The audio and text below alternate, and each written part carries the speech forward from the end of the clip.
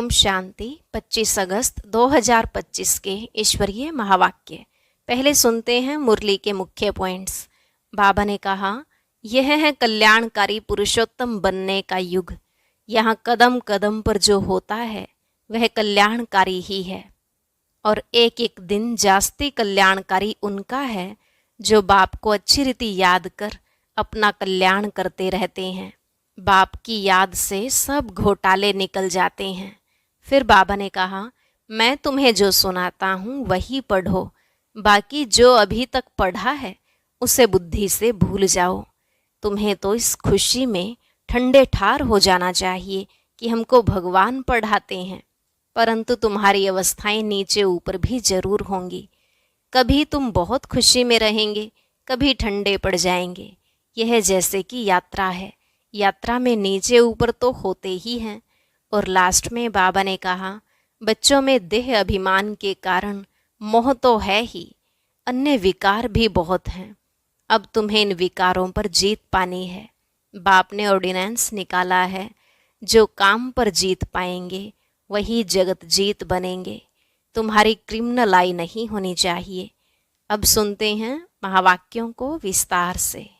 बाबा ने कहा, मीठे बच्चे, कदम कदम पर जो होता है वह कल्याणकारी है। इस ड्रामा में सबसे अधिक कल्याण उनका होता है जो बाप की याद में रहते हैं।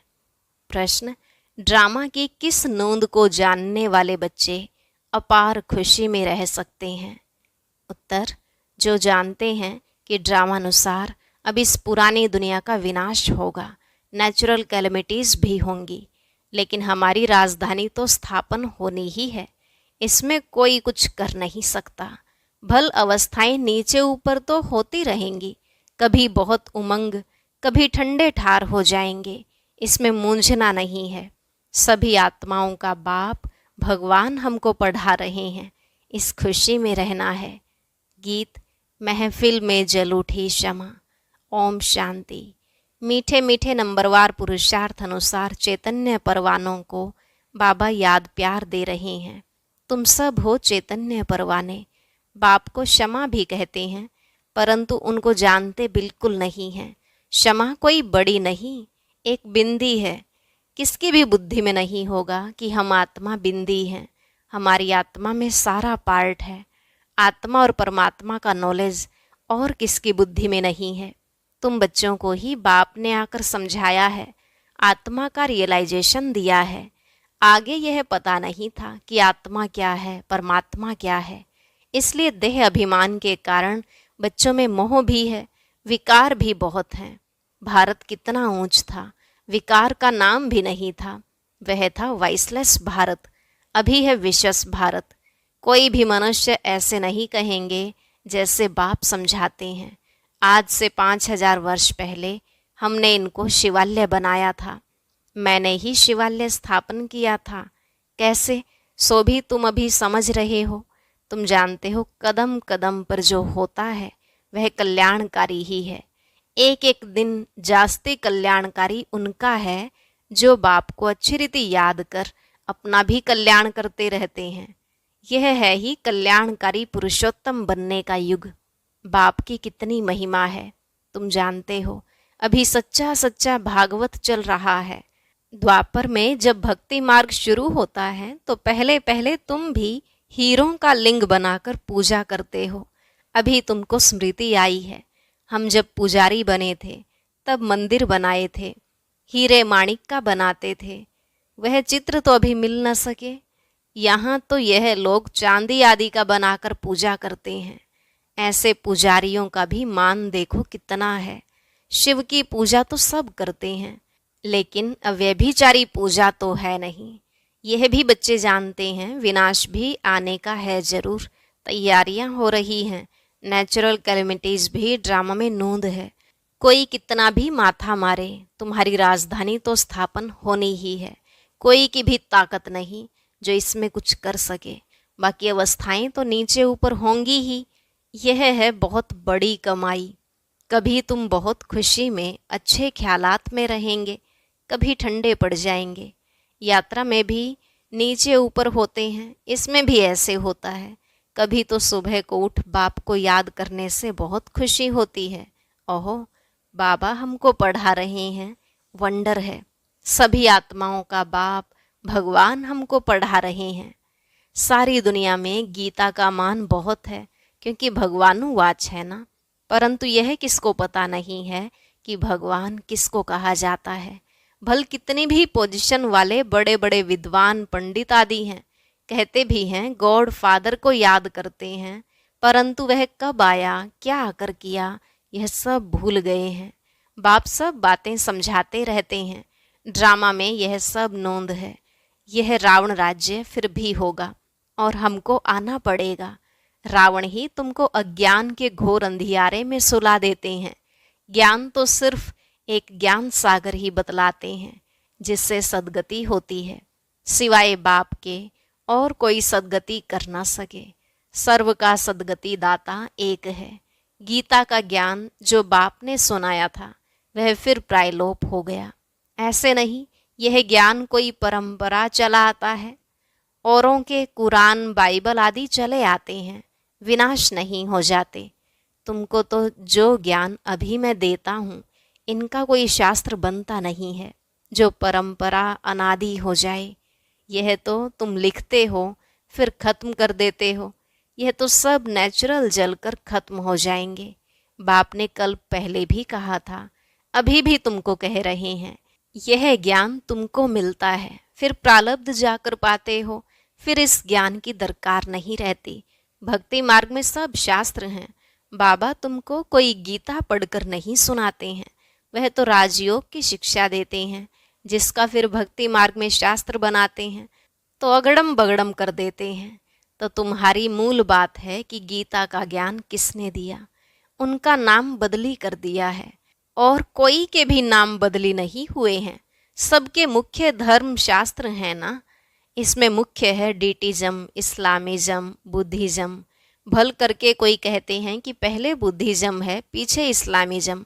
बोलो, इन बातों से गीता का कोई ताल्लुक नहीं है। हमारा तो काम है बाप से वर्षा लेने का। बाप कितना अच्छी रीति समझाते हैं। यह है बड़ा झाड़, अच्छा है जैसा फ्लावर वाज है, 3 ट्यूब्स निकलती हैं। कितना अच्छी समझ से बनाया हुआ झाड़ है। कोई भी झट समझ जाएंगे कि हम किस धर्म के हैं, हमारा धर्म किसने स्थापन किया। यह दयानंद, अरविंद घोष आदि तो अभी होकर गए हैं। वो लोग भी योग आदि सिखलाते हैं। कितने बड़े बड़े टाइटल मिलते हैं। यह भी सब ड्रामा में नोंद है। फिर भी होगा 5000 वर्ष बाद। शुरू से लेकर यह चक्र कैसे चला है, फिर कैसे रिपीट होता रहता है, तुम जानते हो। अभी का प्रेजेंट फिर पास्ट हो फ्यूचर हो जाएगा। Past present future. जो पास्ट हो जाता है वह फिर फ्यूचर होता है। इस समय तुमको नॉलेज मिलती है, फिर तुम राजाई लेते हो। इन देवताओं का राज्य था ना, उस समय और कोई राज्य नहीं था। यह भी एक कहानी मिसल बताओ, बड़ी सुंदर कहानी बन जाएगी। लॉन्ग लॉन्ग 5000 वर्ष पहले यह भारत सतयुग था। कोई धर्म नहीं था, सिर्फ देवी देवताओं का ही राज्य था। उनको सूर्यवंशी राज्य कहा जाता था। लक्ष्मी नारायण का राज्य चला 1250 वर्ष। फिर उन्होंने राज्य दिया दूसरे भाइयों क्षत्रियों को, फिर उनका राज्य चला। तुम समझा सकते हो कि बाप ने आकर पढ़ाया था। जो अच्छी रीति पढ़े वह सूर्यवंशी बने, जो फेल हुए उनका नाम क्षत्रिय पड़ा। बाकी लड़ाई आदि की बात नहीं है। बाबा कहते हैं, बच्चे तुम मुझे याद करो तो तुम्हारे विकर्म विनाश हो जाएंगे। तुम्हें विकारों पर जीत पानी है। बाप ने ऑर्डिनेंस निकाला है, जो काम पर जीत पाएंगे वही जगत जीत बनेंगे। पीछे आधा कल्प बाद फिर वाम मार्ग में गिरते हैं। उन्हों के भी चित्र हैं, शक्ल देवताओं की बनी हुई है। राम राज्य और रावण राज्य आधा आधा है। उनकी कहानी बैठ बनानी चाहिए। फिर क्या हुआ, फिर क्या हुआ, यही सत्यनारायण की कहानी है। सत्य तो एक ही बाप है, जो इस समय आकर सारे आदि मध्य अंत का तुमको नॉलेज दे रहे हैं, जो और कोई दे ना सके। मनुष्य तो बाप को ही नहीं जानते। जिस ड्रामा में एक्टर हैं उनके क्रिएटर डायरेक्टर आदि को नहीं जानते, तो बाकी कौन जानेंगे। अभी तुमको बाप बताते हैं। ड्रामानुसार यह फिर भी ऐसे होगा। बाप आकर तुम बच्चों को फिर पढ़ाएंगे, यहाँ दूसरा कोई आ ना सके। बाप कहते हैं मैं बच्चों को ही पढ़ाता हूँ, कोई नए को यहाँ बिठा नहीं सकते। इंद्रप्रस्थ की कहानी भी है ना, नीलम परी पुखराज परी नाम है ना। तुम्हारे में भी कोई हीरे जैसा रत्न है। देखो रमेश ने ऐसी बात निकाली प्रदर्शनी की जो सबका विचार सागर मंथन हुआ। तो हीरे जैसा काम किया ना। कोई पुखराज है, कोई क्या है, कोई तो बिल्कुल कुछ नहीं जानते। यह भी जानते हो कि राजधानी स्थापन होती है, उसमें राजाएं रानियां आदि सब चाहिए। तुम समझते हो हम ब्राह्मण श्रीमत पर पढ़कर विश्व के मालिक बनते हैं। कितनी खुशी होनी चाहिए। यह मृत्यु लोक खत्म होना है। यह बाबा तो अभी ही समझते रहते हैं कि हम जाकर बच्चा बनेंगे। बचपन की वह बातें अभी ही सामने आ रही हैं, चलन ही बदल जाती है। ऐसे ही वहाँ भी जब बूढ़े होंगे तो समझेंगे अब यह वानप्रस्थ शरीर छोड़ हम किशोर अवस्था में चले जाएंगे। बचपन है सतो प्रधान अवस्था। लक्ष्मी नारायण तो युवा हैं, शादी किए हुए को किशोर अवस्था थोड़े ही कहेंगे। युवा अवस्था को रजो, वृद्ध को तमो कहते हैं। इसलिए श्री कृष्ण पर लव जास्ती रहता है। हैं तो लक्ष्मी नारायण भी वही, परंतु मनुष्य यह बातें नहीं जानते हैं। श्री कृष्ण को द्वापर में, लक्ष्मी नारायण को सतयुग में ले गए हैं। अभी तुम देवता बनने का पुरुषार्थ कर रहे हो। बाप कहते हैं कुमारियों को तो बहुत खड़ा होना चाहिए। कुंवारी कन्या, अधर कुमारी, दिलवाड़ा आदि जो भी मंदिर हैं, यह तुम्हारे ही एक्यूरेट यादगार हैं। वह जड़, यह चैतन्य। तुम यहाँ चैतन्य में बैठे हो, भारत को स्वर्ग बना रहे हो। स्वर्ग तो यहाँ ही होगा। मूल वतन, सूक्ष्म वतन कहाँ है? तुम बच्चों को सब मालूम है। सारे ड्रामा को तुम जानते हो। जो पास्ट हो गया है सो फिर फ्यूचर होगा, फिर पास्ट होगा। तुमको कौन पढ़ाते हैं यह समझना है। हमको भगवान पढ़ाते हैं। बस खुशी में ठंडे ठार हो जाना चाहिए। बाप की याद से सब घोटाले निकल जाते हैं। बाबा हमारा बाप भी है, हमको पढ़ाते भी हैं, फिर हमको साथ भी ले जाएंगे। अपने को आत्मा समझ परमात्मा बाप से ऐसी बातें करनी है। बाबा हमको अभी मालूम पड़ा है, ब्रह्मा और विष्णु का भी मालूम पड़ा है। विष्णु की नाभि से ब्रह्मा निकला। अब विष्णु दिखाते हैं क्षीर सागर में, ब्रह्मा को सूक्ष्म वतन में दिखाते हैं। वास्तव में है यहाँ। विष्णु तो हुआ राज्य करने वाला। अगर विष्णु से ब्रह्मा निकला तो जरूर राज्य भी करेगा। विष्णु की नाभि से निकला तो जैसे कि बच्चा हो गया। यह सब बातें बाप बैठ समझाते हैं।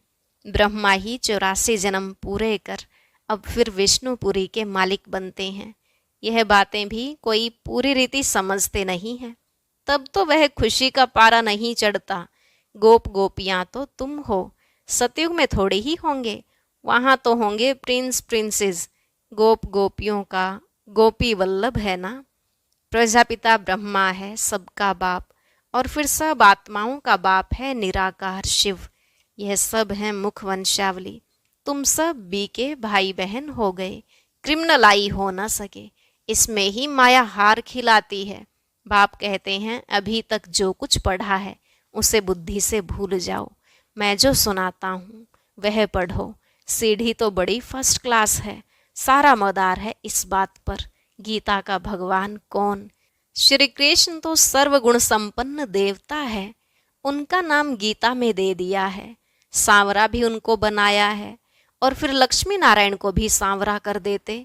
कोई हिसाब किताब ही नहीं। रामचंद्र को भी काला कर देते। बाप कहते हैं काम चिता पर बैठने से सांवरे होते हैं। नाम करके एक का लिया जाता है। तुम सब ब्राह्मण हो, अभी तुम ज्ञान चिता पर बैठते हो। शूद्र काम चिता पर होते हैं। बाप कहते हैं विचार सागर मंथन कर युक्तियां निकालो कि कैसे जगाएं। जागेंगे भी ड्रामा अनुसार। ड्रामा बड़ा धीरे धीरे चलता है। अच्छा, मीठे मीठे सिकिलधे बच्चों प्रति माता पिता बाप दादा का याद प्यार और गुड मॉर्निंग। रूहानी बाप की रूहानी बच्चों को नमस्ते। रूहानी बच्चों की रूहानी बाप दादा को नमस्ते नमस्ते, गुड मॉर्निंग, शुक्रिया बाबा, शुक्रिया। धारणा के लिए मुख्य सार। पहला पॉइंट, सदा इसी स्मृति में रहना है कि हम गोपी वल्लभ के गोप गोपियां हैं। इसी स्मृति से सदा खुशी का पारा चढ़ा रहे। दूसरा, अभी तक जो कुछ पढ़ा है उसे बुद्धि से भूल बाप जो सुनाते हैं वही पढ़ना है। हम भाई बहन हैं। इस स्मृति से क्रिमिनलाई को खत्म करना है। माया से हार नहीं खानी है। आज का वरदान, सेवा द्वारा योग युक्त स्थिति का अनुभव करने वाले रूहानी सेवाधारी भव। सेवा द्वारा योग युक्त स्थिति का अनुभव करने वाले रूहानी सेवाधारी भव। बाबा ने कहा, ब्राह्मण जीवन सेवा का जीवन है। माया से जिंदा रखने का श्रेष्ठ साधन सेवा है। सेवा योग युक्त बनाती है, लेकिन सिर्फ मुख की सेवा नहीं। सुने हुए मधुर बोल का स्वरूप बन सेवा करना, निस्वार्थ सेवा करना, त्याग तपस्या स्वरूप से सेवा करना, हद की कामनाओं से परे निष्काम सेवा करना, इसको कहा जाता है ईश्वरीय व रूहानी सेवा। मुख के साथ मन द्वारा सेवा करना अर्थात मन मनाभव स्थिति में स्थित होना। स्लोगन, आकृति को न देखकर निराकार बाप को देखेंगे तो आकर्षण मूर्त बन जाएंगे। आकृति को न देखकर निराकार बाप को देखेंगे तो आकर्षण मूर्त बन जाएंगे। अव्यक्त इशारे, सहज योगी बनना है तो परमात्मा प्यार के अनुभवी बनो।